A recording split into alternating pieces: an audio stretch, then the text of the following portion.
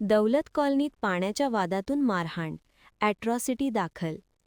चंदगड तालुक्यातील हलकर्णी येथील अथर्व दौलत सहकारी साखर कारखाना परिसरातील दौलत कॉलनीत पाण्याच्या कारणावरून झालेल्या वादातून मारहाणीची घटना घडली असून या प्रकरणी चंदगड पोलीस ठाण्यात गुन्हा दाखल करण्यात आला आहे.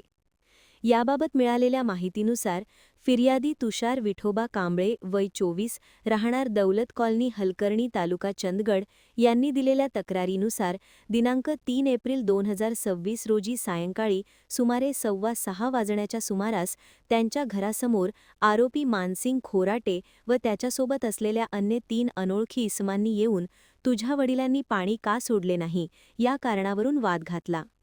यावेळी आरोपींनी शिवीगाळ करत फिर्यादी व त्यांच्या कुटुंबियांचा सार्वजनिक ठिकाणी अपमान केल्याचे नमूद करण्यात आले आहे.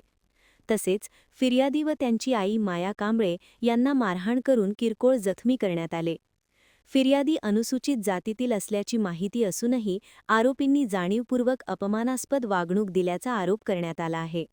या प्रकरणी भारतीय न्यायसंहिता 2023 मधील संबंधित कलमांसह अनुसूचित जाती जमाती अत्याचार प्रतिबंधक कायदा 1989 अंतर्गत गुन्हा दाखल करण्यात आला आहे.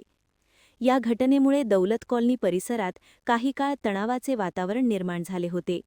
महान कार्य न्यूजसाठी प्रकाश ऐनापुरे, चंदगड.